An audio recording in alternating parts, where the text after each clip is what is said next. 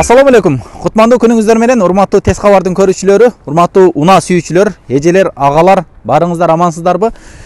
Машина издеп жүргөн болсоңуздар, Бишкек шаарынан мына ушул Volkswagen Jetta унаасы сатууга коюлуп атат. Ак түстө 2006-жылы чыгарылган 2.5 объем автомат коробкада. Бул Американын базары үчүн чыгарылган, мындайча айтканда, спорт комплектацияда болот экен. Бир аз резвый деп койду, мындай ыкчам жүрө турган машина экен. 2.5 объем автомат коробка, полный ичинде сиденьялары, кожаный салон, ичинде бир 10дон ашык airbag бар экен. Расходтору 10-12 литр шаар ичинде дейт, эгерде басса көбүрөөк жейт деп айтты. Басында болсо айтып коелу туугандар, басы $6000. Өтө шашылыш сатылат экен.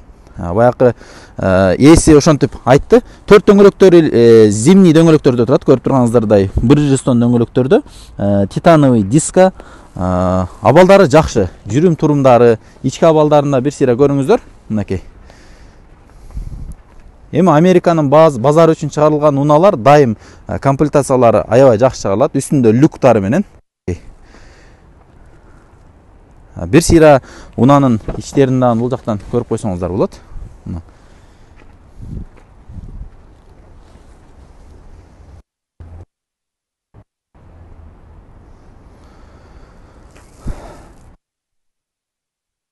Эси менен байланышып көрөсүздөр. Басын $6000 деп айтты. 2.5 объемдо, апапакай тулпар, седан. Эми кээ бир косметики жумуш, порог жактарында мындай кээ бир жумуштары бар. Эми аны деле айтпай койбосо болбойт. Себеби көрүнүп турат. Калган техникалык абалы жакшы. Бензин куят экенсиздер, айдайт экенсиздер. Машина сонун. Мен бир сыйра айланып да көрсөтүп коеюн. Мотордун жүрүштөрүн, үндөрүн угайлы. Келиңиздер.